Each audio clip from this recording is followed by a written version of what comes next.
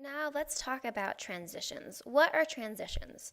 Transitions are the bridge between one clip to another clip. And by default, they're just a quick cut. So when you sort of add footage, it goes from one footage directly to another, and that's a quick cut. But you can go over here to your libraries in the content library and go into the transitions, and you can sort of add other ones to change the look and feel of your video. Now there's 24 transitions effects that are by default a part of iMovie, and if you have a theme selected, you can use those transitions also. Sometimes I will select a theme just because I like one of its transitions, and I won't use its auto sort of population effect. Now, when you're looking at these transitions, if you just bring your playhead over one, you can sort of quickly see what they look like.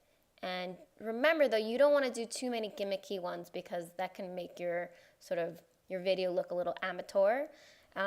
Really, the cross dissolve and cross blur and the fades one are the ones that are most commonly used and sort of make a more professional looking video.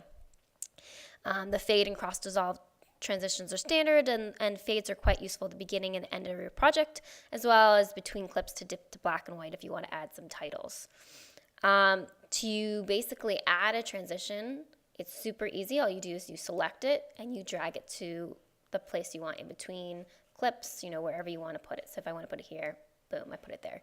Then I'm going to put this one here, and I'm going to put this one here, and yada, yada, yada. So once I add a transition, you'll notice that by default, the transitions are 1 second long, which you can change, and that now my clips here are slightly shorter, because you have to think that a transition is overlapping onto a clip.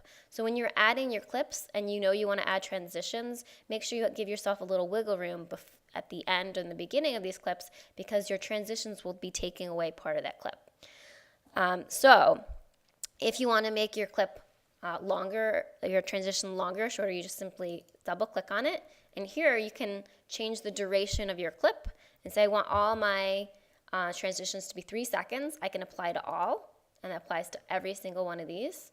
Or if I just double click and I just want this one to be 1 second, I just apply it to that one. So you can apply your sort of duration change to all of them or just one of your transitions.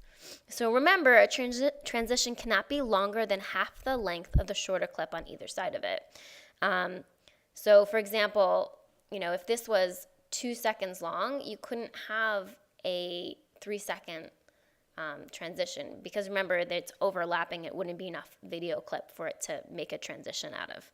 So those are your transitions. And remember, if you're in a particular project, such my video class film project, and I go to settings and I select a theme, such as I really like these transitions and this theme, so I select it, you'll notice that when you go back to your transitions, you now have the transition for the current theme. And that's something useful to think about. So if you like one of the transitions or some of the titles in a theme, you can switch to that theme just to add the transitions and then switch back to no theme. So then I can use these transitions because they're a little bit more stylized and I like them.